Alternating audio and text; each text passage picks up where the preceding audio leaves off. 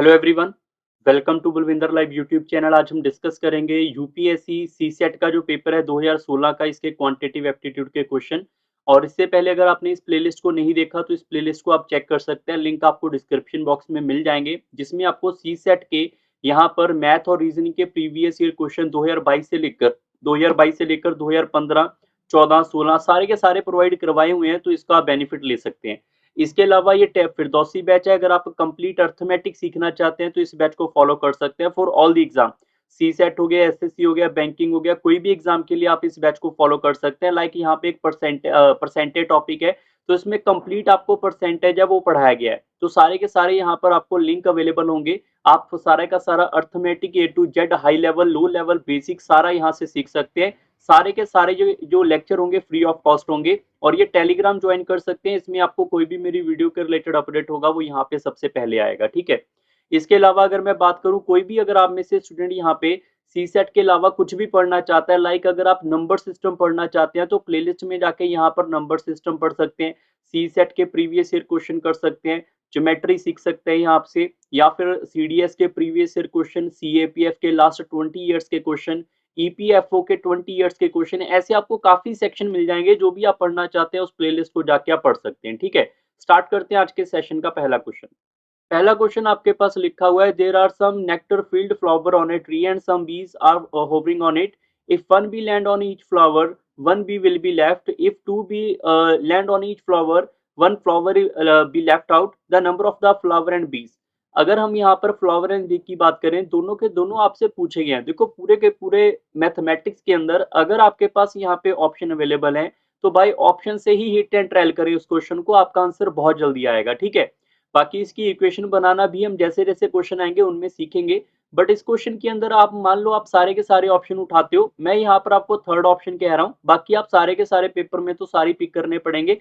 तो यहाँ पर अगर फ्लावर मेरे पास 3 है तो बीज अगर 4 होंगी तो क्या ये स्टेटमेंट फुलफिल करेंगे? जैसे कि लिखा हुआ है यहाँ पर कि वन बी जो है वो ईच फ्लावर के ऊपर बैठ जाएंगे, तो एक भी हमारे पास लेफ्ट बैठेंगे, ठीक है।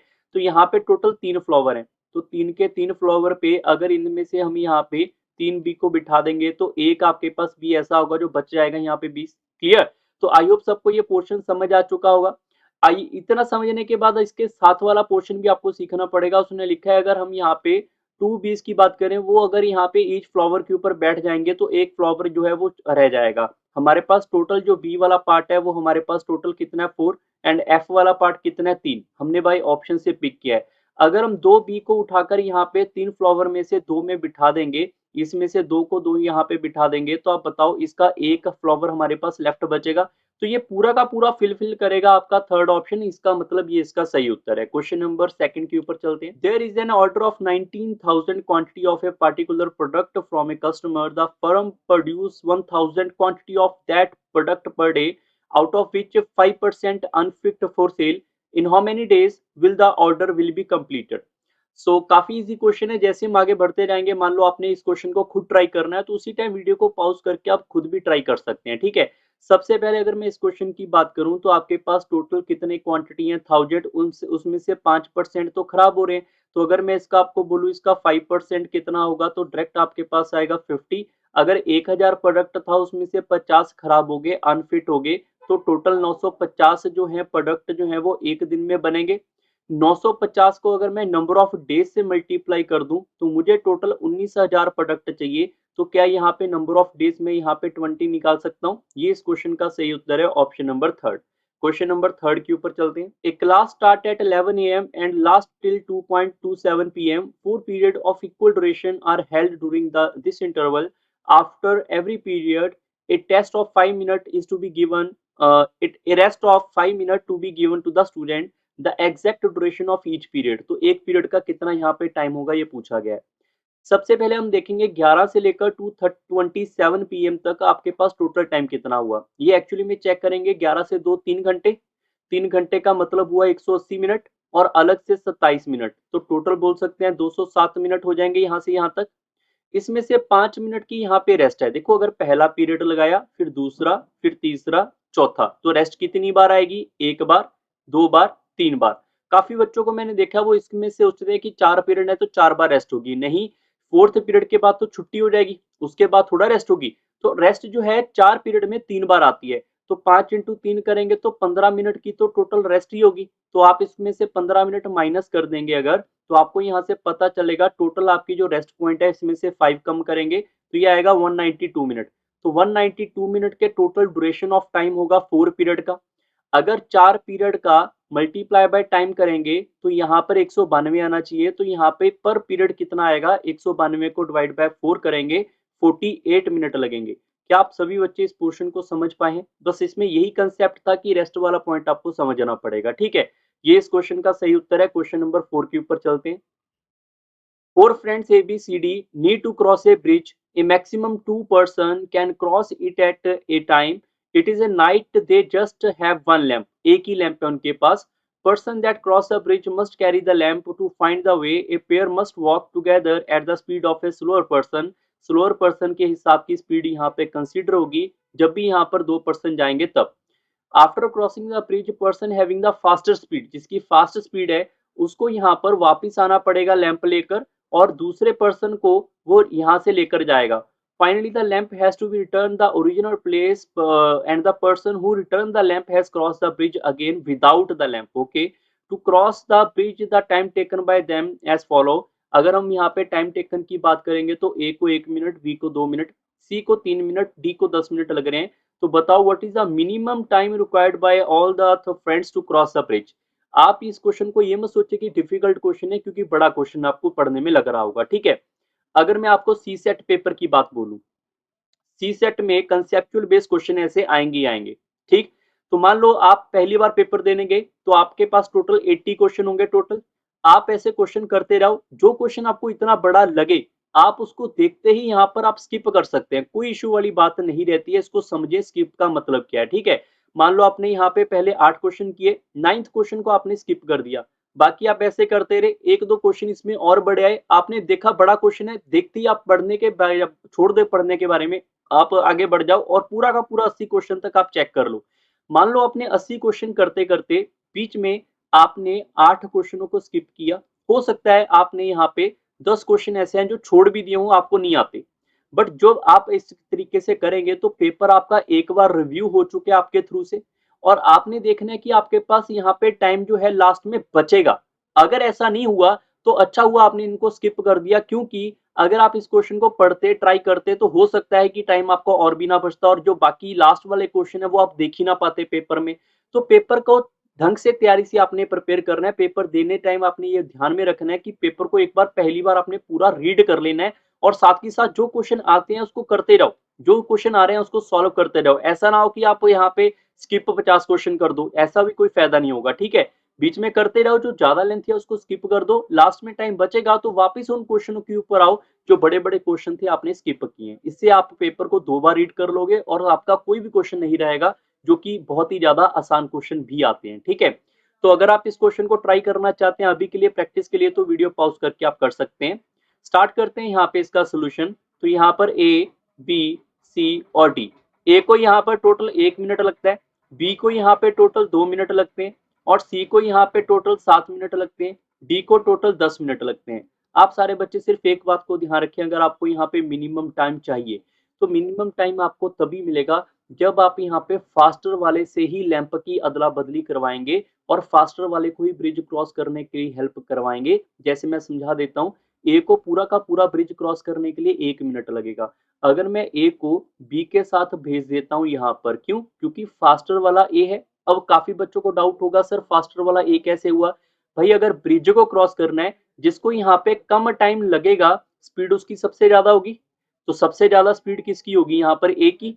तो मैं ये कहता हूँ कि ए के पास लैंप है और बी उसके साथ चला गया और जो स्पीड है वो यहाँ पे जब पेयर में जाएंगे तो स्पीड स्लोअर वाले की काउंट करेंगे. तो स्पीड स्लोअर वाले की बी है. तो जब ए बी साथ में जाएंगे, ए के पास लैंप है तो ए और बी दोनों के दोनों यहाँ पे पहुंच जाएंगे, ए और बी. तब इनको यहाँ पे पहुंचने के लिए टोटल जो टाइम है वो लगेगा यहाँ से यहाँ तक का 2 मिनट. क्यों, क्योंकि बी का टाइम कंसीडर किया जाएगा. अब बी ने क्रॉस कर लिया है ब्रिज, ए के पास लैंप है और ए वापिस आएगा, रिटर्न आएगा, क्योंकि उसने अभी नेक्स्ट पर्सन को लेके जाना है. तो ए जब यहाँ से लेकर यहाँ तक वापिस आएगा तो ए को 1 मिनट लगेगा ब्रिज क्रॉस करने के लिए. अगर मैं इसके आगे की बात करूं तो यहाँ से फिर ए और सी दोनों जाएंगे। अगर ए और सी दोनों जाएंगे तो ए के साथ यहाँ पे सी जाएगा और ए के पास लैंप है, तो इसको सी वाला टाइम चाहिए होगा क्योंकि सी स्लोअर है, तो इसको टोटल 3 मिनट लगेंगे ब्रिज क्रॉस करने के लिए। वापिस फिर ए अकेला आएगा, ए अकेले को यहाँ पर 1 मिनट लगेगा और लास्ट में ए और यहाँ पे डी जाएंगे, दोनों के दोनों यहाँ पे से लेकर यहाँ तक, तो ए और डी मतलब डी वाले का टाइम कंसीडर होगा 10 मिनट। उसके बाद ए है जो वापिस आएगा यहाँ पे और इसको 1 मिनट लगेगा। काफी बच्चे ये भी सोचते हैं सर यहाँ पे पहुंच तो गए सारे के सारे ए बी, यहाँ पर देखो बी पहुंच गया था, यहाँ पर सी पहुंच गया था, यहाँ पर ए और डी पहुंच गए, तो सिर्फ ये ए को वापस क्यों लेकर आना है?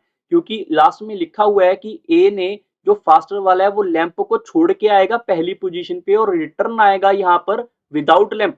तो मतलब ए वाले ने यहाँ से यहाँ तक 1 मिनट में वापिस इसको आया और यहाँ पे लैंप को छोड़ दिया ओरिजिनल पोजीशन पे और यहाँ से लेकर यहाँ तक वापिस आ गया ए अकेला विदाउट लैंप, जो कि उसको 1 मिनट में कवर करवाएगा। ठीक है, तो आपसे पूछा गया टोटल टाइम, तो ये रहा आपके पास टोटल टाइम। सबको ऐड करेंगे, सबको ऐड करके देखेंगे, ये आएगा 23 मिनट। तो ऑप्शन नंबर इसका ए बिल्कुल सही है। क्वेश्चन नंबर 5 के ऊपर चलते हैं। 30 gram of sugar was mixed in 180 ml of water in a vessel. A 40 gram of sugar mixed in 280 ml of water in a vessel. B. 20 gram of sugar was mixed in 100 ml of water in vessel C. The solution of the vessel in B. तो अगर B का यहाँ पे पूछा रहेगा solution, तो option भी है कि स्वीटर होगा या नहीं होगा, ये आपसे पूछा गया है। ठीक है, सबसे पहले अगर मैं यहाँ पर ए और बी और सी की बात करूं, यहाँ पर लिख लेते हैं शुगर, यहाँ पे वाटर। तो ए का शुगर 30 है और ए के अंदर वाटर 180 है, तो टोटल कितना हो गया ये 210। और इसमें शुगर कितना है ए के अंदर? ए के अंदर जो शुगर है वो हमारे पास है 30 आउट ऑफ ए 210। तो पूरे सोल्यूशन में जो शुगर है वो 30 आउट ऑफ ए 210, और अगर मैं इसको मल्टीप्लाई बाय 100 करूंगा तो क्या शुगर की परसेंटेज आएगी? सिंप्लीफाई करेंगे तो 1/7 इंटू 100 करेंगे 14/2/7%, या फिर आप ये बोल लो कि यार 14% के आसपास है। ठीक है, अगर मैं ऐसी बी की बात करूंगा तो बी वाला डाटा है ये हमारे पास 40 है, ये 280 होगा, तो ये टोटल हो गया 320। इसमें आप चेक करोगे शुगर ऑफ, यहाँ पे शुगर की कैपेसिटी 40 है out of A 320, multiply by 100 करेंगे, यहाँ से परसेंटेज आएगा, ये आएगा 1/8 मतलब 12.5%। क्लियर? लास्ट वाला सी है, अगर सी मेरे पास 20 होगा, डब्ल्यू आपके पास 100 होगा, तो टोटल हो जाएगा 120। तो अगर सी मेरे पास यहाँ पे 20 है out of a total 120, multiply by 100 करेंगे तो ये आएगा 16.2/3%। क्लियर? अब उसने बी के बारे में पूछा है, तो भाई बी के अंदर शुगर कितने आपके पास 12.5%। और अगर मैं पूछूं क्या सी से ये स्वीटर है, भाई सी से ये वाला तो कम स्वीटर हुआ ना, यहाँ पर इसकी शुगर की कैपेसिटी कम है, इसकी शुगर की कैपेसिटी ज्यादा है, तो पहला ऑप्शन एलिमिनेटेड। जो उसने पूछा हुआ है यहाँ पर बी ऑप्शन स्वीटर देन ए, तो ए से भी यहाँ पर कम है, ये ए की कैपेसिटी ज्यादा है, तो ये भी गलत ऑप्शन। एज स्वीट एज सी, सी के बराबर नहीं है, ये भी गलत ऑप्शन, तो D is a right answer. लिखा भी हुआ है, पढ़े आप उसको, लेस स्वीट देन सी। तो बी के अंदर शुगर 12.5 है और सी के अंदर 16 2/3% है, तो इससे कम कैपेसिटी का हुआ, तो मतलब D is a right answer. Question number 6 के ऊपर चलते हैं। In a aid of a charity, every student in a class contribute as many as rupees as the number of the student in that class, with the additional contribution of rupees 2 by one student only. The total collection is 443. Then how many students are there in a class? आप इसको by option भी कर सकते हैं जैसे पहला question करवाया था, बट अगर मैं आगे बढ़ता रहूंगा तो हमें कुछ ना कुछ इक्वेशन भी सीखनी पड़ेंगी। जैसे कि आप इसमें मान लो कि हर एक स्टूडेंट यहाँ पे एक्स है और जितने यहाँ पर स्टूडेंट हैं उतना ही उन्होंने यहाँ पर पैसा भी कंट्रीब्यूट किया है, तो पैसे भी उसने 100 रुपए कंट्रीब्यूट किए। मान लो 10 स्टूडेंट हैं और हर एक ने 10 रुपए ही कंट्रीब्यूट किए, तो टोटल खर्चा कितना इकट्ठा होगा? टोटल 100 होगा। कैसे आएगा? मल्टीप्लाई करके, मतलब अगर एक्स स्टूडेंट है 100 रुपए इकट्ठे होंगे तो मल्टीप्लाई करेंगे, टोटल रुपीज आएगा। बट इसमें से एक पर्सन 2 रुपए ज्यादा देता है, इसमें इसमें से एक पर्सन 2 रुपए ज्यादा देता है, जिस वजह से उसको पैसे 443 रुपए मिल जाते हैं। तो क्या यहाँ से x का square plus 2 is equal to 443 करके यहाँ से आप x स्केयर निकाल सकते हैं 441, और यहाँ पे दोनों साइड स्केयर रूट करेंगे तो x की वैल्यू 21 आएगी। यही आपसे पूछा गया था कितने स्टूडेंट होंगे 21, ये आपके इस क्वेश्चन का सही उत्तर है। क्वेश्चन नंबर 7 के ऊपर चलते हैं। सबसे पहले इस क्वेश्चन के अंदर टोटल प्रॉब्लम कितनी है हमारे पास 70, उसको यहाँ पे 60% पासिंग मार्क्स अगर चाहिए तो आपको सिंपल चेक करना होगा 60 70 का 60% कितना हो जाएगा, 70 का 60% हो जाएगा 42, मतलब उसको 42 चाहिए थे।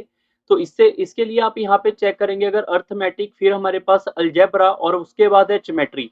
अर्थमेटिक में 10 क्वेश्चन है, अलजेब्रा में 30 है, ज्योमेट्री में 30 है। अर्थमेटिक में 70% सही है और अलजेब्रा में 40% सही है, और लिखा हुआ है ज्योमेट्री में उसके 60% सही है। ये उन्होंने यहाँ पे डाटा गिवन किया हुआ है। तो सिंपल चेक कर लो, 10 का 70% होगा 7, और 30 का यहाँ पे 40% हो जाएगा 12, और 30 का यहाँ पे 60% हो जाएगा मेरे पास 18। तो 18 और 12 हो गए 30 और 7 37। तो इन सबको ऐड करेंगे, टोटल उसके 37 क्वेश्चन अभी तक के ठीक है। तो उसको और कितने सही करने चाहिए थे, और उसको यहाँ पे 5 सही करने पड़ेंगे तभी 42 होगा। इसका मतलब ये इस क्वेश्चन का सही उत्तर है। क्वेश्चन नंबर 8 के ऊपर चलते हैं। In a class there are 18 very tall boys, if these constitute 3/4 of the boys and the total number of the boys is 2/3 of the total number of the student in a class, what is the number of the girls in the class? सबसे पहले आप check करेंगे, यहाँ पे मान लेते हैं कि जो भी हमारे पास नंबर ऑफ बॉयज होंगे उसको अगर मैं बी लिख लेता हूं, तो बी का 3/4, क्योंकि लिखा हुआ है 3/4, 3/4 टॉल बॉय है 18, तो इसके बराबर 18 आएगा। आप इसको सिंप्लीफाई करेंगे, ये इससे कट जाएगा 6 बार, तो इसका मतलब नंबर ऑफ बॉयज यहाँ पे 24 रहे होंगे। और जो हमारे पास नंबर ऑफ बॉयज हैं, ये टोटल नंबर का 2/3 है। मतलब हमारे पास टोटल नंबर ऑफ स्टूडेंट का अगर मैं 2/3 करूंगा तो मेरे पास बॉयज आएंगे। यहाँ से इसको कट करेंगे 12 बार, और टोटल नंबर मेरे पास कितने होंगे, क्रॉस मल्टीप्लाई के बाद यहाँ से 36। 36 में से अगर 24 मेरे पास यहाँ पे बॉयज हैं, तो बाकी बचे हुए 12 क्या होंगी, यहाँ पे गर्ल्स होंगी। ये इस क्वेश्चन का सही उत्तर है, option number B. Question number 9 के ऊपर चलते हैं। The monthly average salary paid to all the employee of a company was rupees 5,000. The monthly average salary paid to the male and female employee are rupees that is given. What is the percentage of the male employee in the company? अगर आपने Firdausi batch नहीं लगाया तो Firdausi batch आप जरूर लगाएं। उसमें मान लो कि एवरेज का क्वेश्चन जैसे ही आ गया, तो उसमें ऐसे क्वेश्चन आपको अवेलेबल मिलेंगे। मान लेते हैं जैसे लास्ट क्वेश्चन भी परसेंटेज का था, तो अगर आपने फिरदौसी बैच में परसेंटेज पढ़ी है तो वो परसेंटेज के सारे क्वेश्चन आपके हो जाएंगे। ठीक है, अब ये आपको देखना होगा कि आप किन किन टॉपिक्स को पहले कवर करते हैं। क्लियर। सबसे पहले यहाँ पे चेक करेंगे तो हमारे पास मेल की जो सैलरी है वो हमारे पास है यहाँ पे 5200, एंड फीमेल की जो एवरेज सैलरी है that is 4200, and again male and female की कंबाइन जो है वो है हमारे पास 5000। तो इन दोनों का डिफरेंस यहाँ पे आ जाएगा 200, और इन दोनों का डिफरेंस हमारे पास यहाँ पे आ जाएगा 800। ठीक है, तो इनकी जो रेशो आएगी वो मेरे पास रेशो हो जाएगी यहाँ पे नंबर की। अब ये डाटा कैसे हमें पता चलेगा, याद रखना पड़ेगा आपको कि अगर हम एवरेज लिखेंगे तो एवरेज का इनवर्सली प्रोपोर्शनल होता है नंबर, तो यहाँ पे नंबर की रेशो बन के आएगी। ठीक है, total number of male and female कितने हो जाएंगे यहाँ पे 5, और 5 में से 4 का कितना परसेंट है, क्योंकि मेल का पूछा है तो मेल के नीचे यहाँ पे मेल आएगा, मतलब मेल का डाटा 4 है out of a total number that is 5, multiply by 100 करेंगे तो परसेंटेज आएगा that is 80%। Option number B is right. Question number 10 के ऊपर चलते हैं। Two number x and y respectively 20 and 28% less than the third number z, by what percent is the number of y is less than by number of x? तो अगर मैं x Y Z की बात करूं, देखो percentage का question है तो फिरदौसी बैच में ये सारे क्वेश्चन आपके करवाए हुए हैं। ठीक है, सबसे पहले थर्ड जो नंबर है वो अगर यहाँ पे जेड है, तो अगर जेड की बात करेंगे वो 100 मानेंगे हम। 100 नहीं मानना तो आप 200 300 400 कोई भी नंबर मान सकते हो। ठीक है, अगर जेड को आपने 100 माना तो एक्स उसका 20% कम है। 100 का 20% 20 होगा, तो एक्स उससे 20 कम होगा, तो यहाँ पर ये 80 रहा होगा। क्लियर। ऐसे ही y आपके पास 28% लेस है यहाँ से z से। z अगर 100 है तो इसका 28% 28 होगा, इसमें 28 माइनस करेंगे, ये आपके पास हो जाएगा 72। आगे लिखा हुआ है y is less than by x by how much percent. देखो y x से कितना कम है, यहाँ पे 8 नंबर, और किससे कम है, यहाँ पर x से कंपेयर किया गया है, तो डिनोमिनेटर में वही आएगा जिससे कंपेयर किया हुआ है, और अगर मल्टीप्लाई बाय 100 करेंगे तो परसेंट आएगा that is 10%। Option number B is right. Question number 11 के ऊपर चलते हैं। A train is to be introduced between the station A and B starting from each and at a 6 a.m. The journey is to be completed in 42 hours. What is the number of the trains needed to in order to maintain the shuttle service? देखो shuttle service का आपको मतलब समझना पड़ेगा। यहाँ पर ए है और यहाँ पे एक स्टेशन बी है। सुबह यहाँ पे 6 बजे एक ट्रेन यहाँ से, दूसरी ट्रेन यहाँ से आनी शुरू हुई। अब सारे बच्चे सोच के देखो 6 बजे से लेकर नेक्स्ट 6 AM तक यहाँ से एक 6 बजे यहाँ पे चलने स्टार्ट हुए, पूरा का पूरा एक दिन निकल गया, पूरे का पूरा इन दोनों का। तो एक दिन में तो टोटल घंटे कितने होते हैं, 24 घंटे होते हैं या नहीं होते? तो जो उनका यहाँ पे कंप्लीट होती है जर्नी 42 आवर में होती है, इसका मतलब 24 से घंटे ज्यादा होंगे। अब यहाँ पे 2 दिन तो हो नहीं सकते, 2 दिन में 48 घंटे हैं, 2 दिन से पहले 42 आवर खत्म हो जाएंगे। शटल सर्विस का मतलब होता है एक दिन में एक ही ट्रेन एक स्टेशन से निकल पाएगी for the particular journey. Clear? जैसे यहाँ से सुबह 6 बजे चली ये 2 ट्रेन यहाँ से, अब एक दिन का कार्य पूरा हुआ, दूसरे दिन के कार्य के लिए 2 ट्रेन यहाँ से और यहाँ से और चलेंगी, तभी 42 आवर में ये सारा का सारा जो है जर्नी कंप्लीट होगा। टोटल ट्रेन कितनी मिलेंगी आपको? 2 पहले थी, 2 बाद में, टोटल 4। ये आपके इस क्वेश्चन का सही उत्तर है। क्वेश्चन नंबर 12 के ऊपर चलते हैं। A piece of tin is in the form of a rectangle having length 12 centimeter, width 8 centimeter. What is used to construct a closed bill? This is used to construct a closed cube. The side of the cube. तो सबसे पहले अगर rectangular आपके पास कोई भी ऐसे box होगा, तो ये वाले अगर मैं इस सरफेस की बात करूंगा, इस सरफेस को मैं फोल्ड करके एक क्यूब बनाना चाह रहा हूँ, ठीक है? तो क्यूब की साइड क्या होगी? तो सिंपल सा आपको ये फंडा समझना होगा कि अगर मेरे पास यहाँ पे कोई भी क्यूब हो, अगर हमारे पास यहाँ पे कोई भी क्यूब हो, तो जब मैं इसे यहाँ पे रेक्टेंगल को फोल्ड करके बनाऊंगा, तो क्यूब का ये बाहर वाला हिस्सा, ये ऊपर वाला हिस्सा और साइड वाला, ये फ्रंट और यहाँ से बैक और ये बॉटम, तो ये सारा का सारा इसके जो यहाँ से लेकर यहाँ तक इसका एरिया होगा, वो क्या इसके सरफेस एरिया के बराबर होगा। तो रेक्टेंगल का एरिया क्या हो जाता है मेरे पास यहाँ पे, लेंथ इंटू ब्रेड्थ, और यहाँ पे क्यूब का सरफेस एरिया हो जाएगा 6 इंटू साइड का स्क्वायर। क्लियर? ये इससे कट जाएगा हमारे पास 2 टाइम, तो 16 इज इक्वल टू साइड का स्क्वायर, इसका मतलब जो है साइड आपके पास 4 रही होगी। ये इस क्वेश्चन का सही उत्तर है। क्वेश्चन नंबर 13 के ऊपर चलते हैं। In a question paper, there are 5 questions to be attempted. Answer to each question has two choice, true or false. It is given that no two candidate has given the answer to be 5 question in an identical sequence. For this has to happen the maximum number of the candidate. सबसे पहले अगर मैं बात करूं, total 5 question है और उनके लिए चॉइस क्या है, या तो ट्रू होगा या फॉल्स होगा। तो टोटल नंबर ऑफ अगर मैं पर्सन की बात करूं, इसकी सिर्फ पावर 2 करेंगे, आंसर आपका 32 आएगा। ये इस क्वेश्चन का सही उत्तर है। काफी स्टूडेंट को समझ आया होगा, बट कुछ बच्चों को लगा होगा ये कैसे हुआ। सिंपल सा आप सोच के देखो कि पहला क्वेश्चन जो है या तो उसका आंसर ट्रू होगा या फिर फॉल्स होगा। दूसरा क्वेश्चन जो है या तो उसका आंसर ट्रू होगा फिर फॉल्स होगा। तीसरा क्वेश्चन है या तो उसका आंसर ट्रू होगा या फॉल्स होगा। ये ऐसे चलता जाएगा। बट मान लो पहले क्वेश्चन अगर उसने ट्रू किया, तो दूसरा क्वेश्चन ट्रू हो सकता है, तीसरा क्वेश्चन भी ट्रू हो सकता है। तो इसको बोलेंगे हम यहाँ पे पहली हमारे पास पॉसिबिलिटी। क्लियर? पहला ऐसा भी हो सकता है पहला ट्रू हो जाए, दूसरा फॉल्स हो जाए, तीसरा फिर से ट्रू हो जाए, तो ये दूसरी कंडीशन। ऐसे करते जाएंगे, टोटल कितनी कंडीशन बनेंगी, 32। तो ये आपके इस क्वेश्चन का सही उत्तर है। क्वेश्चन नंबर 14 के ऊपर चलते हैं। An agriculture field is in the form of a rectangle having length x1 meter, breadth x2 meter.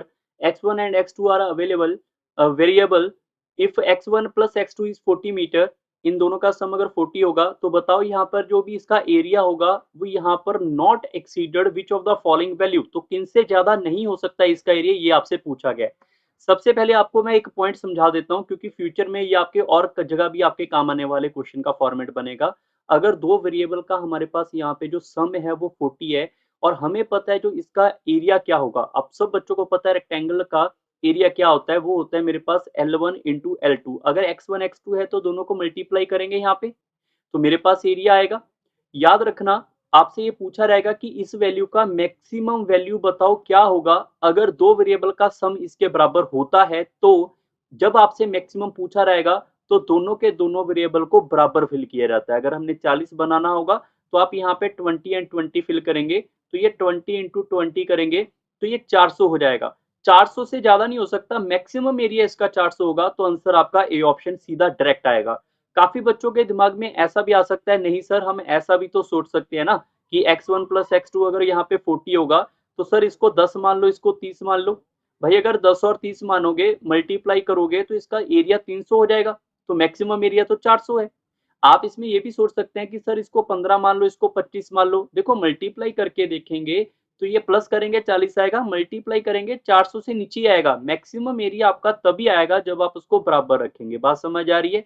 तो इससे आपको हेल्प से ये क्वेश्चन आपका इजी बन जाएगा। क्वेश्चन नंबर 15 के ऊपर चलते हैं। The sum of the age of 5 members comprising a family 3 years ago was 80. The average age of the family today is the same as at it was 3 years ago.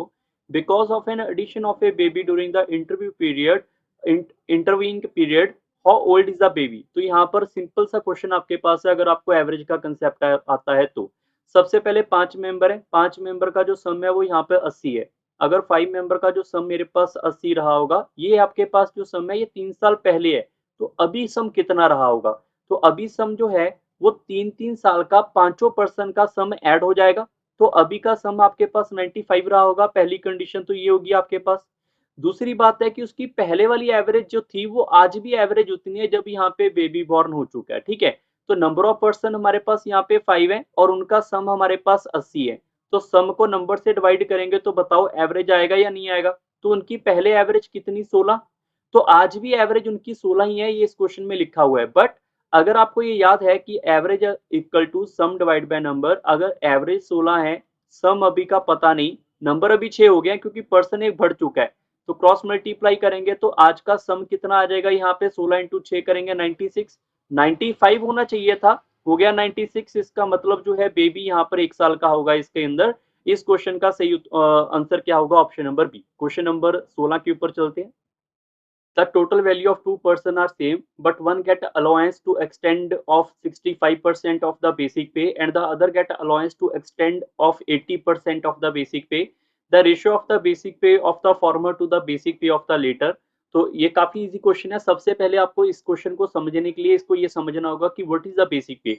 किसी भी person की basic पे कुछ भी हो सकती है, चाहे वो 1000 हो, चाहे वो 2000 हो, या फिर आप उसको एक्स वाई जेड भी मान सकते हैं, ऐसा कोई दिक्कत वाली बात नहीं होगी, ठीक है। सबसे पहले अगर मैं ए की बेसिक पे को ए मान लूं और बी की बेसिक पे को मैं बी मान लूं, तो ए वाला कहता है कि उसके अंदर उसका 65% का एक्सटेंड होगा, तो मतलब इसमें ए का जो है वो 65% है वो एक्सटेंड होगा, तो इसका मतलब है कि ए का 65% ए में ऐड होगा। ऐसे ही बी का यहाँ पर 80% ऐड होगा, तो बी का 80% यहाँ पे बी में ऐड होगा। और दोनों की वैल्यू को क्या कर रखना है, यहाँ पे सेम इन्होंने दे रखा है। तो आफ्टर द कैलकुलेशन आप इसका एलसीएम लेके सॉल्व करेंगे तो ये आएगा a 165/100 that must be equal to b 180/100। हालांकि आप इसको यहाँ पे डायरेक्ट भी लिख सकते हैं। इसको डायरेक्ट लिखने के लिए आप इसको ऐसे भी लिख सकते हैं, ए की वैल्यू 65% बढ़ जाएगी तो 100 के बदले में 65 वैल्यू बढ़ाएंगे, तो सीधा आप ए 165/100 लिखेंगे। ऐसे बी की 80% वैल्यू बढ़ेगी तो बी आपका 180/100 होगा, ठीक है। बाकी ये क्यों हुआ, कैसे हुआ, आप उसके लिए फिरदौसी बैच में परसेंटेज लगा सकते हैं चैप्टर, लिंक आपको डिस्क्रिप्शन बॉक्स में सारे अवेलेबल होंगे, ठीक है। ये 100 से 100 कट जाएगा, फिर यहाँ पर आप इसको कैंसल आउट कर सकते हैं। आप इसको सिंप्लीफाई कर सकते हैं 5 के टेबल के ऊपर, ये आपके पास आएगा टोटल 33। इसको आप सिंप्लीफाई करेंगे तो ये आएगा मेरे पास यहाँ पे 36, फिर कैंसिल करेंगे तो ये आएगा 11 of A is equal to 12 of B. तो यहाँ पर अगर मैं a डिवाइड बाय b करूंगा तो इसकी रेशो आएगी 12:11, जिसको आप ये भी लिख सकते हैं कि a रेशो b कितना होगा, 12:11। यही आपसे पूछा गया था। D is the right answer of this question. Question number 17 के ऊपर चलते हैं। A person is standing on the first step from the bottom of a ladder. If he has to climb 4 more steps to reach the exactly middle step, how many steps does the ladder have? काफी easy question है, but काफी बच्चे इसको भी गलत कर लेते हैं कि 4 स्टेप पे था वो तो मिडल में था, तो 4 स्टेप और लेगा तो टोटल 8 पे पहुंच जाएगा, तो ये आंसर होगा। बट ये गलत आंसर हो जाएगा। आपको ध्यान से इस क्वेश्चन को सिर्फ पढ़ना था, क्योंकि लिखा था कि वो पहले स्टेप पे तो ऑलरेडी है, मतलब यहाँ पे तो था ही वो पहले स्टेप पे। तो लैडर के कितने स्टेप होंगे अभी पता नहीं है, पहले पे अभी वो है। उसके बाद 4 स्टेप और लिए उसने, 1 2 3 4, 4 स्टेप और लेने के बाद वो मिडल में आ गया। मिडल में आने का मतलब ये होगा कि अगर इसके यहाँ पे 4 है तो इधर भी यहाँ पे 4 यहाँ पे स्टेप होंगे, तो 1 2 3 4 इधर होंगे, तभी तो ये मिडल पे आएगा। इसका मतलब टोटल लैडर के कितने स्टेप होंगे, 9। ये इस क्वेश्चन का सही उत्तर है। क्वेश्चन नंबर 18 के ऊपर चलते हैं। A beast is a vertical truck of a hoop tree with the A is being to a point where the base of the truck touch the ground due to the cyclone. The tree has to be broken at a C, which is a height of a 12 meter. Broken part is partially attached to a vertical portion of the tree at C. If the end of the broken part B touch the ground D, which is at a distance of a 5 meter from A, then find the original height of the truck. तो इस question को simplified तरीके से समझने के लिए आप एक बार वीडियो को पॉज करो, 1-2 बार आप इस क्वेश्चन को खुद भी ट्राई करें। मान लो पेपर में नया क्वेश्चन आएगा तब भी तो आपको ट्राई करना पड़ेगा, चाहे आप गलती ट्राई करो, बट ऐसा ना हो कि वीडियो चलती जा रही है आप यहाँ पे हेडफोन लगा के सीखते जा रहे हो। बट ऐसा ना हो कि बाद में आपको यही क्वेश्चन पेपर में है तो आपसे बने ही ना। तो मैं चाहता हूं कि आप एक दो बार जो भी आपको क्वेश्चन लगते हैं नए नए, तो आप एक बार वीडियो पॉज करो, कॉपी पेन उठाओ, उनको एक बार आप खुद भी ट्राई करें, ठीक है। तो स्टार्ट करते हैं इस क्वेश्चन का सोल्यूशन। पहली बात तो ये आपके, अगर इस क्वेश्चन की बात करें तो ये हाइट एंड डिस्टेंस का फेमस क्वेश्चन है, जिसके अंदर बोला जाता है कि पोल जो है वो टूट के गिर चुका है, ठीक है। यहां से ले यहां तक की पोल की लंबाई है, यहां से कहीं से टूट के वो ऐसे गिर के यहाँ पे नीचे अटैच हो गया ग्राउंड के साथ। तो बताओ पोल की हाइट कितनी है, और आगे क्वेश्चन की स्टेटमेंट थोड़ी बहुत चेंज कर की जा सकती है, ठीक है। सबसे पहले आपको ये सीखना होगा कि वहां पर लिखा हुआ है कि वो D is a point the distance of a 5 metre from A. मतलब यहाँ पर ए पॉइंट अगर इसको मान लेंगे तो डी पॉइंट ये होगा, और इससे कितनी दूरी पे है, वो 5 मीटर की दूरी पे है। और ऊपर से कितनी मीटर की हाइट के ऊपर वो यहाँ पे टूट के गिरा है, ये आपके पास 12 मीटर की हाइट के ऊपर टूट के गिरा होगा, ठीक है। यहाँ पे लिखा हुआ है 12 मीटर, अगर आप इस क्वेश्चन को पढ़ेंगे तो यहाँ से लेकर यहाँ से यहाँ तक की हाइट आपसे पूछी गई है। देखो 5 है 12 है तो ये 90 डिग्री होगा, यहाँ पे 5 या 12 है तो यहाँ पे राइट एंगल ट्राइंगल है, पाइथागोरस लगाएंगे। 5 का स्क्वायर प्लस 12 का square is equal to hypotenuse का स्क्वायर। तो हाइपोटेन्यूज यहाँ से 13 निकल के आएगा ये वाला, और यही वाला 13 जो है ये टूट के यहाँ से गिरा था, तो ये वाली लेंथ भी आपकी इसके बराबर ही थी ना, यहाँ पे टूट के यहाँ पे गिरा था, तो ये भी तो 13 ही होगा फिर इसके बराबर। तो अगर आपसे ये पूरी हाइट पूछ ली जाएगी तो 13 और 12 कितने हो जाएंगे आपके पास, 25। ये इस क्वेश्चन का सही उत्तर है option number B. Question number 19 के ऊपर चलते हैं। Ram and Shyam work on a job together for 4 days, complete 60% of it. Ram take leave, then Shyam work for 8 more days to complete the job. How long would Ram take to complete the entire job alone? काफी easy question है, video pause करके try कर सकते हैं। ऐसे question आपको time and work के मैंने फिरदौसी बैच में A to Z आपको समझाए हुए हैं, बिल्कुल basic to high level time and work आपका फिरदौसी बैच में कंप्लीट है। बाकी सारे के सारे चैप्टर आपके अर्थमेटिक के वहां पे कंप्लीट हैं, ठीक है। तो इस क्वेश्चन के लिए सबसे पहले आपको ये सीखना होगा कि अगर मैं राम एंड श्याम की बात करूं तो राम प्लस श्याम ये दोनों के दोनों 60% किसी काम को यहाँ पे 4 दिन के अंदर खत्म करते हैं। अगर मैं पूछूं राम एंड श्याम को पूरा का पूरा काम खत्म करने के लिए कितना टाइम लगेगा, वैसे 60% को आप ऐसे भी सोच सकते हैं, 60% की वैल्यू 3/5 होती है। कैसे आएगा, 60% है, परसेंट को कट करके आप डिवाइड बाय 100 लिखेंगे, तो यहाँ से आप 3/5 लिखेंगे तो ये आपके पास आएगा 4 डेज। तो अगर आपको नहीं पता तो यहाँ से आप ऐसे कर सकते हैं, राम एंड श्याम का कंबाइन जो पूरे का पूरा 100% काम करना होता अगर, तो इनको कितना टाइम लगेगा, उसके लिए हम इसको क्रॉस मल्टीप्लाई करते हैं। 5 इससे मल्टीप्लाई करेंगे 23 आपके पास नीचे आएगा। ऐसे ही जो आगे लिखा हुआ है श्याम, क्योंकि राम तो छोड़ के जा चुका है, शाम को 8 दिन के अंदर काम खत्म करना पड़ा, कौन सा काम, जो बचा हुआ काम था।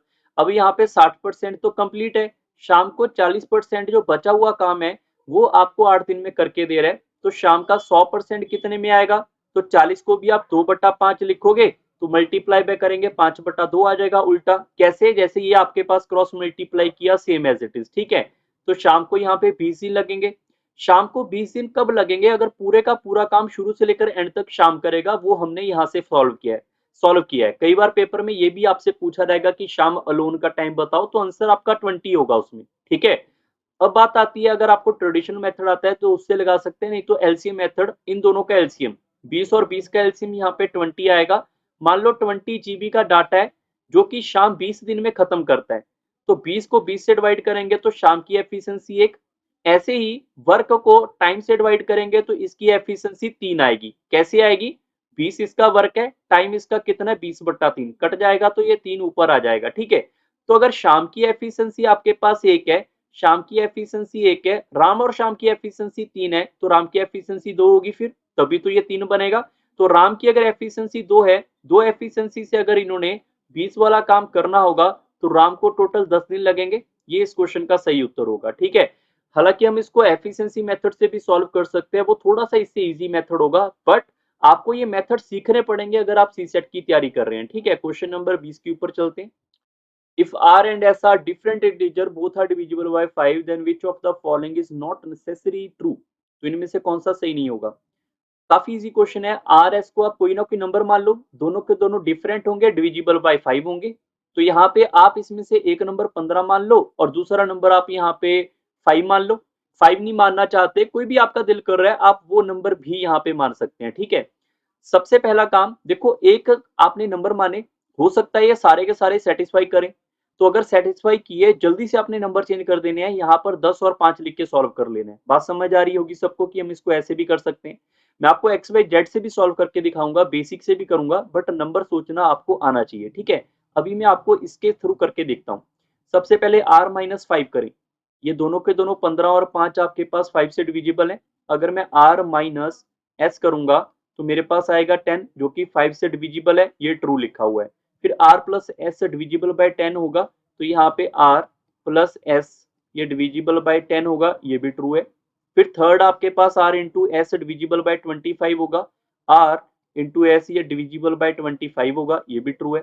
फिर r का स्क्वायर प्लस s का स्क्वायर डिविजिबल बाय 5 होगा, ये भी होगा डिविजिबल, क्योंकि r का स्क्वायर प्लस s का स्क्वायर 225 और 25 250, ये भी आपका 5 का डिविजिबल है।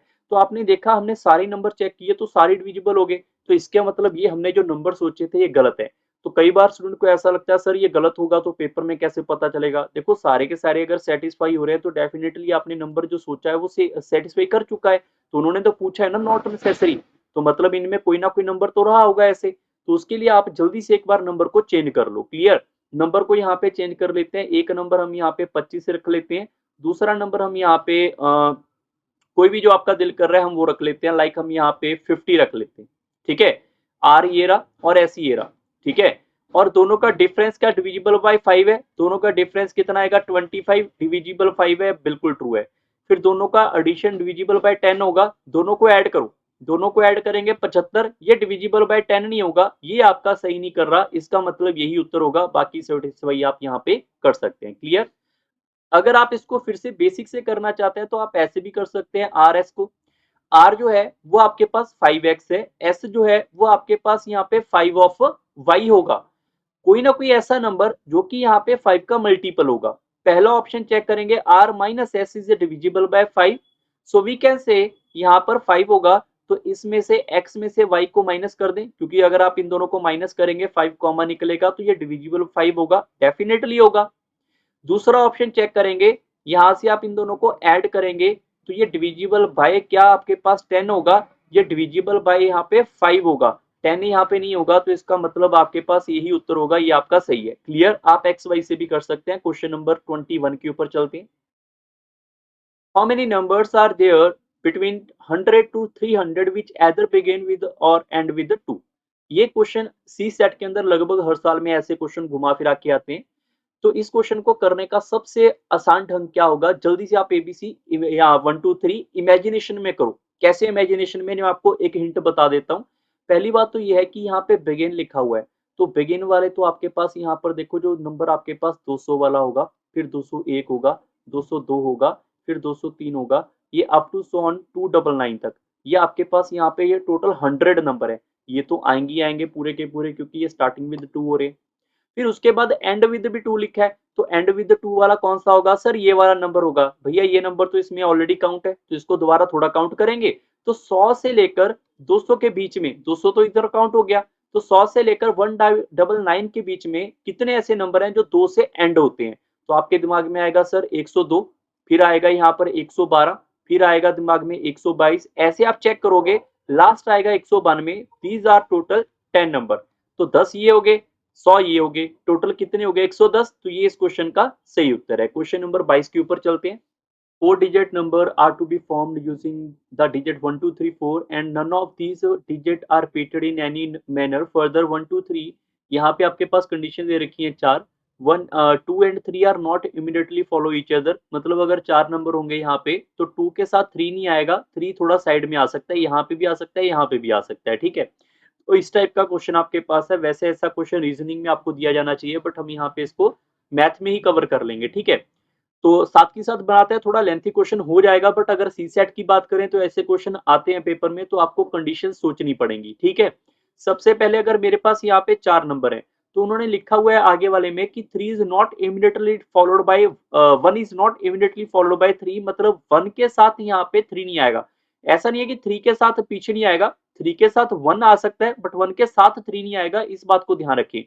और लिखा हुआ है 4 is not appear at the last, 1 is not appear at the first. तो इसमें से एक कंडीशन को हमें लेकर जाना पड़ेगा। जैसे मैं यहाँ पर एक कंडीशन लगा लेता हूँ कि 4 नंबर है, लिखा हुआ है जो 4 है वो लास्ट में नहीं आएगा, अगर 4 लास्ट में नहीं आएगा तो लास्ट में आपके पास 1 आ सकता है, डेफिनेटली आ सकता है। और इसका मतलब ये था कि 1 के साथ यहाँ पे 3 नहीं आ सकता, 3 के बाद 1 आ सकता है। क्लियर? तो दूसरी बात ये है कि आपके पास अगर हमने 1 यहाँ पे लास्ट में रखा हुआ है और आगे एक और कंडीशन है, 1 जो है वो पहले नहीं आ सकता, तो 1 लास्ट में आ सकता है, ये भी कंडीशन ठीक है। 2 और 3 साथ में नहीं आ सकते। तो अगर 2 को यहाँ पे रखेंगे, मान लेते हैं कि 2 को यहाँ पे रखा तो 3 यहाँ पे नहीं आएगा, 3 एक नंबर छोड़ के आएगा। इसके बाद आपके पास 1 आ सकता है, ठीक है? और यहाँ पे जो है 4 नंबर आएगा, तो पहली कंडीशन आपकी यहाँ पे ट्रू हो जाएगी। क्लियर? दूसरी कंडीशन आप फिर से सोच के देखें कि ऐसा जरूरी तो नहीं है कि ये कंडीशन आपकी ऐसे बनेगी। ये आपकी कंडीशन ऐसे भी तो हो सकती है कि पहले 3 आ जाए, फिर 4 आ जाए और यहाँ पे 2 आ जाए। आप इसको एक बार जरा सोच के देख लो, ये आपकी सारी की सारी कंडीशन फुलफिल करेंगे। तो 2 नंबर हो गए। उसके बाद फिर से आप यहाँ पे 4 नंबर सोच रहे थे, लास्ट में 4 नहीं आएगा, ये लिखा हुआ है, तो लास्ट में 2 तो आ ही सकता है। 2 के साथ यहाँ पे 3 नहीं आएगा, तो 3 आपके पास यहाँ पे भी आ सकता है, यहाँ पे आ सकता है। उसके अलावा यहाँ पे मेरे पास 4 नंबर थे, तो 2 यहाँ पे है, तो 3 आपके पास यहाँ भी आ सकता है, उनमें से कोई भी आ सकता है। अगर मैं इस कंडीशन की बात करूं तो इस कंडीशन के अंदर आप सारे बच्चे सोच के देखो कि 1 कहां पे होगा और 4 कहां पे होगा। अगर मैं बात करूं 4 को यहाँ पे रख लेंगे तो 1 यहाँ पे हो सकता है, डेफिनेटली हो सकता है। ऐसे भी तो हो सकता है ना यहाँ पे इसके साथ साथ कि 3 के साथ मेरे पास यहाँ पे 4 यहाँ पे 1 यहाँ पे 2 यहाँ पे, चेक कर लो जरा, क्योंकि 4 1 का कोई लॉजिक नहीं है। हमें 3 और 2 आपस में नहीं बिठाने, तो ये सेटिस्फाई यहाँ पे भी करेगा।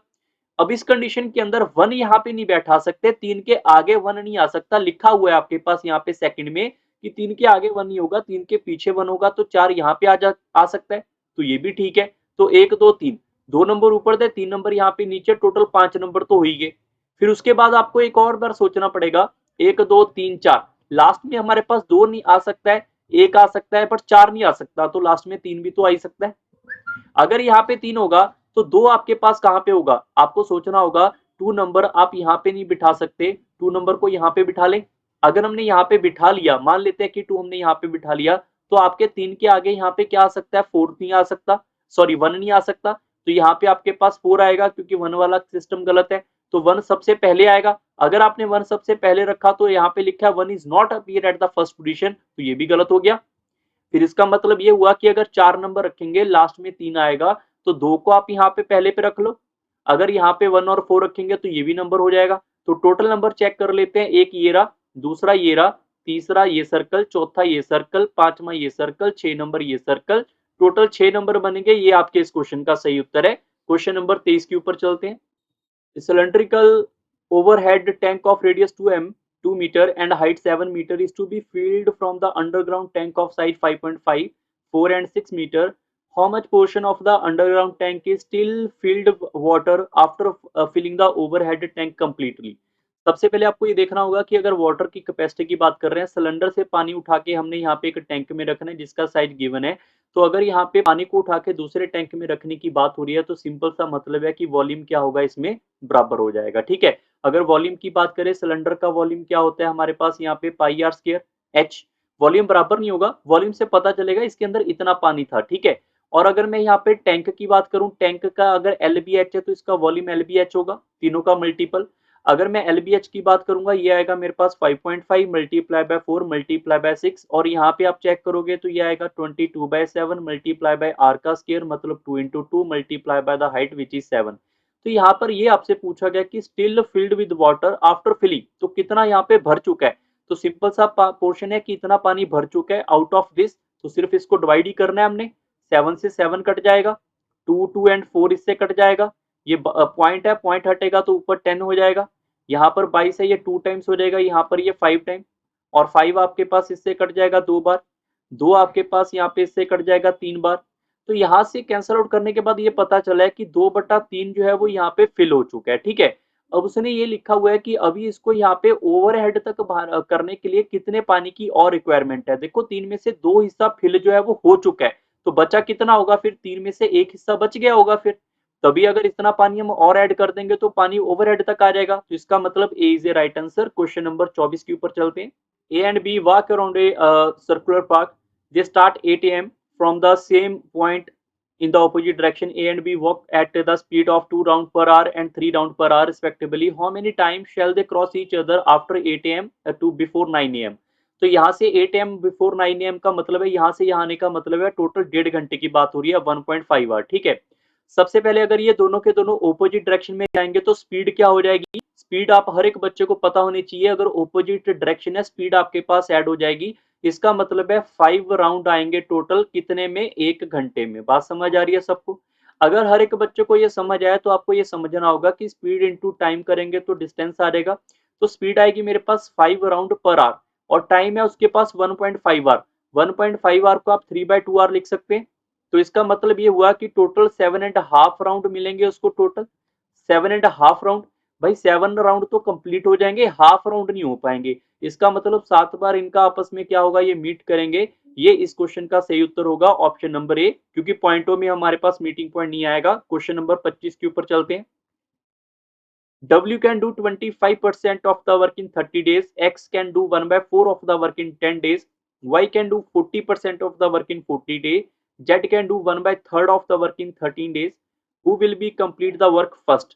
तो ये काफी इजी क्वेश्चन है। ऐसा क्वेश्चन मैंने आपको टाइम एंड वर्क का जो आज ही इस वीडियो अगर आपने देखी है पूरी वीडियो, उसमें मैंने बताया था 25% वाले डाटा को कैसे हैंडल करते हैं ताकि ये क्वेश्चन आपके सारे सॉल्व हो जाएं। ठीक है, अगर मैं यहाँ पे W की बात करूं, 25% डाटा 30 दिन में है तो 25% को सारे स्टूडेंट यहाँ पे 1/4 लिख सकते हैं।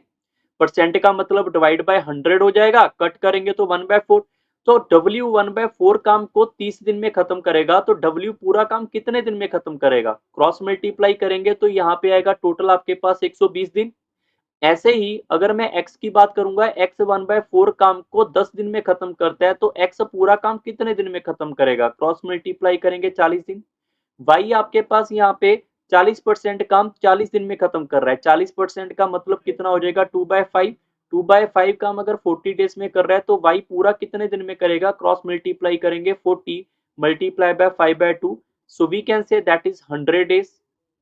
एंड लास्ट में जेड पूछा गया है, जेड आपके पास 1/3 काम करेगा यहाँ पे 13 डेज में, तो जेड पूरा काम कितने दिन में करेगा, क्रॉस मल्टीप्लाई करने के बाद 39 डेज। तो इसका मतलब उसने क्या पूछा, सबसे फास्ट काम फर्स्ट पहले कौन काम खत्म करेगा, तो करेक्ट ऑप्शन जेड ही आएगा जो 39 दिन में खत्म करेगा। तो ये इस क्वेश्चन का सही उत्तर है। क्वेश्चन नंबर 26 के ऊपर चलते हैं। The average monthly income of a person in a certain family of 5 is 10,000. What will be the average monthly income of a person in the same family if the income of one person increased by 1,20,000 per year? सबसे पहले आप check करेंगे यहाँ पे monthly income है, तो आपको यहाँ पे डाटा ईयरली नहीं गिवन चाहिए, आपको भी मंथली चाहिए। तो आप इसको डिवाइड बाय किससे करेंगे, 12 से। 12 से डिवाइड करने पे जो एक पर्सन था उसकी सैलरी यहाँ पे बढ़ चुकी है 10,000 पे। तो स्टार्टिंग में आपको ये पता होना चाहिए जो एवरेज है वो क्या होती है, सम डिवाइड बाय नंबर। तो एवरेज आपके पास 10,000 स्टार्टिंग में गिवन थी ये वाली, और यहाँ पे नंबर ऑफ पर्सन कितने हैं 5, और सम कितना था पता नहीं। क्रॉस मल्टीप्लाई करेंगे तो आपके पास जो सम है वो निकल के आएगा 50,000। 50,000 के बदले में 10,000 सैलरी एक पर्सन की यहाँ पे इंक्रीज हुई है, ना कि हर एक पर्सन की। ठीक है, अगर हर एक पर्सन की यहाँ पे 10,000 सैलरी बढ़ जाती तो सीधा एवरेज में आप 10,000 पे ऐड करते, आपका आंसर 20,000 हो जाता। बट यहाँ पे एक पर्सन की सैलरी इंक्रीज हुई है, तो सम के अंदर जो इंक्रीमेंट आएगा वो आपके पास यहाँ पे 10,000 के आने के बाद 60,000 का हो जाएगा। तो उसने पूछा हुआ है कि आपके पास न्यू एवरेज क्या होगी, तो sum divide by number is equal to average. तो सम कितना आएगा आपके पास यहाँ पे 60,000, और नंबर कितने आपके पास टोटल 5, दैट मीन एवरेज कितनी होगी यहाँ पे 12,000। तो ऑप्शन नंबर ए इस क्वेश्चन का सही है। क्वेश्चन नंबर 27 के ऊपर चलते हैं। In a race, a competitor has collected 6 apples, which are kept at a straight line on a track, and a bucket is placed at the beginning of the track, which is at the starting point. The condition is that the competitor can pick only one apple at a time and run back it to drop it to the bucket. If he has dropped all the apple in the bucket, how much total distance he has to run? If the bucket is 5 meter from the first apple and all the other apple are 3 meter apart. अगर आपको याद होगा तो 9th और 10th में आपने ऐसे question किए होंगे एपीजीपी सीरीज के अंदर, सेम क्वेश्चन होते थे एप्पल वाले बकेट वाले। मैं यहाँ पे बना देता हूँ थोड़ी सी डायग्राम कि यहाँ पे बकेट है, पहला जो एप्पल है वो इससे यहाँ पे 5 मीटर की दूरी के ऊपर है, टोटल 6 एप्पल है। तो दूसरा एप्पल जो है 3 मीटर है, तीसरा एप्पल भी 3 मीटर, चौथा एप्पल भी 3 मीटर, पांचवा एप्पल भी 3 मीटर, छठा जो एप्पल है वो भी 3 मीटर। ठीक है, आप इसको एपीजीपी बनाकर भी सॉल्व कर सकते हैं, बट आपको जरूरत नहीं पड़ेगी। आपने सिर्फ ये देखना है कि पहली बार क्या होगा, पहली बार कॉम्पिटिटर यहाँ से यहाँ आएगा, पहला एप्पल उठा के यहाँ पे रखेगा, तो 5 मीटर कितनी बार ट्रेवल करेगा, 2 बार। तो मैं यहाँ पे लिख सकता हूँ 5 मल्टीप्लाई बाय 2, तो 10 मीटर का ट्रेवल हो गया। दूसरी बार क्या करेगा, दूसरी बार यहाँ से लेकर यहाँ तक आएगा और फिर वापस भी इतना ही जाएगा। तो दूसरी बार 5 और 3 कितना हो गया, 8, 8 ही जाएगा और 8 ही वापस आएगा, तो बोल सकते हैं ना 8 मल्टीप्लाई बाय 2, तो 16 मीटर जाएगा। तीसरी बार क्या होगा, फिर उसके अंदर 3 मीटर और बढ़ जाएंगे, यहाँ से लेकर यहाँ तक आएगा और यहाँ से यहाँ वापस हो जाएगा। तो 6 और 5 कितना हो जाएगा, 11। तो 11 मल्टीप्लाई बाय 2, क्योंकि 11 मीटर जाएगा, 11 ही वापस आ जाएगा, तो 22 मीटर ये होगा। फिर उसके बाद 3 मीटर और बढ़ जाएंगे, तो 14, 14 मल्टीप्लाई बाय 2 करेंगे तो 28। फिर आपके पास 3 मीटर और बढ़ेंगे, 17 मल्टीप्लाई बाय 2 करेंगे तो यहाँ पे 34। फिर लास्ट वाला 3 मीटर और ऐड करेंगे, 20, 20 multiply by 2 that is equal to 40। अगर आप चेक भी करना चाहते हैं, टोटल 6 एप्पल होंगे, आप ऐसे वेरीफाई भी कर सकते हैं। बाकी ये आपके पास एपी सीरीज ही है, आप चेक करोगे कॉमन डिफरेंस 6 आएगा, पहली टर्म ए है, तो एपी का सम से भी आप सॉल्व कर सकते हैं, या फिर आप डायरेक्ट भी ऐड कर लो। डायरेक्ट ऐड करेंगे यहाँ पे, तो ये कितना हो जाएगा आपके पास 4 और यहाँ पे 6 10, और ये भी आपके पास 10 20, 0 2 कैरी जाएगा, और 3 4 5 6 7 8 9 10 11 12 13 14 15, तो इनको ऐड करने के बाद ये 15 आएगा, तो 150 मीटर का ट्रेवल करेंगे total. That is the right answer. Question number 28 के ऊपर चलते हैं। A round archery target of diameter 1 meter is marked with 4 scoring region from the center outward as a red, blue, yellow, and white. The radius of the red band is 0.20 meter. The width of the remaining band is equal. If the archer throw an arrow toward the target, what is the probability that the arrow fall in the red region of the archery target? काफी easy question है, बस probability का थोड़ा सा आपको पता होना चाहिए। जैसे अगर मैं यहाँ पर इसके अंदर बात करूँ तो 4 रीजन है। सबसे पहले रेड, फिर उसके बाद यहाँ पे एक और रीजन आएगा ब्लू, फिर उसके बाद एक और रीजन आएगा येलो, लास्ट में आपके पास आएगा यहाँ पे व्हाइट। लिखना है लिख भी सकते हैं यहाँ पे रेड, फिर येलो, सॉरी रेड ब्लू, फिर येलो एंड व्हाइट। तो रेड रीजन का आपसे पूछा कि अगर आर्चर ने एरो थ्रो किया रेड में, प्रोबेबिलिटी क्या होगी। सबसे बड़े वाला जो आपके पास है, इसका जो आपके पास डायमीटर है 0.1 मीटर गिवन है, तो अगर डायमीटर इतना होगा तो रेडियस इसका 0.5 मीटर होगा डेफिनेटली।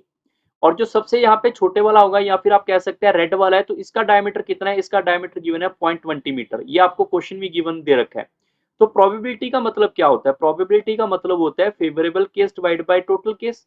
तो फेवरेबल केस क्या होगा, तो या इस रीजन में, रेड रीजन में तो कहीं पे भी गिर सकता है वो। तो रेड रीजन का एरिया क्या होगा हमारे पास यहाँ पे, पाई इंटू आर का स्केयर, तो 0.20 का स्केयर डिवाइड बाय टोटल कितना है, टोटल तो यहाँ पर बड़ा सर्कल हो गया, बड़े सर्कल का रेडियस क्या हो जाएगा मेरे पास, पाई इंटू उसका यहाँ पे आर का स्केयर, तो 0.5 का आर का स्केयर, तो पाई से पाई कट जाएगा। और यहाँ पे 0.20 है, इसको आप स्केयर करेंगे, वैसे तो इस जीरो को लिखने की भी जरूरत नहीं पड़ेगी, आप जीरो को इग्नोर भी कर सकते हैं यहाँ पे, क्योंकि 0.2 है, 0.2 का अगर आप स्केयर करेंगे ये आपके पास आएगा 0.04, और नीचे स्केयर करेंगे तो ये आएगा मेरे पास यहाँ पे 0.25। क्लियर। अगर इसको सिंप्लीफाई करेंगे तो ये आपके पास आएगा 4/25। 4/25 को अगर सिंप्लीफाई करेंगे तो वो आएगा 0.16, तो ये इसकी एवरेज प्रोबेबिलिटी होगी। ये इस क्वेश्चन का सही उत्तर है। क्वेश्चन नंबर 29 के ऊपर चलते हैं। A person allow 10% discount for each payment for from the mark price of the toy and still he make a 10% gain. What is the cost price of the toy which is marked as a 770? सबसे पहले अगर मैं यहाँ पे 770 की बात करूंगा, इसके ऊपर उसने 10% का डिस्काउंट दिया, तो 90% के ऊपर बेच दिया होगा। अगर मार्क प्राइस के ऊपर डिस्काउंट देंगे तो आपके पास एसपी आएगा। और ऐसे ही उसने पूछा है कि अगर वो सीपी की बात करेंगे, सीपी के ऊपर उसको गेन मिलेगा। सीपी का 10% वैल्यू बढ़ाने के बाद भी क्या आएगा, एसपी आएगा। अब ये बेसिक आपको प्रॉफिट लॉस का फिरदौसी बैच में सीख लेना चाहिए। और दोनों के दोनों एसपी हैं तो दोनों के दोनों बराबर होंगे। ये आपस में 100 कट जाएगा, 0 से 0 कट जाएगा, ये 11 इससे कट जाएगा, 70 70 इंटू 9 करेंगे तो 630 के बराबर आएगा सीपी। यही इस क्वेश्चन का सही उत्तर है। क्लियर। आई होप आपको आज का सेशन समझ आया होगा। जल्दी हम यहाँ पे 2016 के रीजनिंग के क्वेश्चन भी डिस्कस करेंगे, उसके बाद 2015 14 13 के भी हम यहाँ पे 1 बाय 1 इस सीरीज को कंटिन्यूटी में रखेंगे। क्लियर। बाकी इस वीडियो को अगर आप अभी तक आपने देखा है तो इसको शेयर कर देना अपने फ्रेंड सर्कल से, और जो सेशन आपने नहीं देखे हैं उनको भी आप यहाँ पे चेक कर सकते हैं। क्लियर। जल्दी मिलेंगे नेक्स्ट सेशन के अंदर। So bye bye, take care and thank you everyone.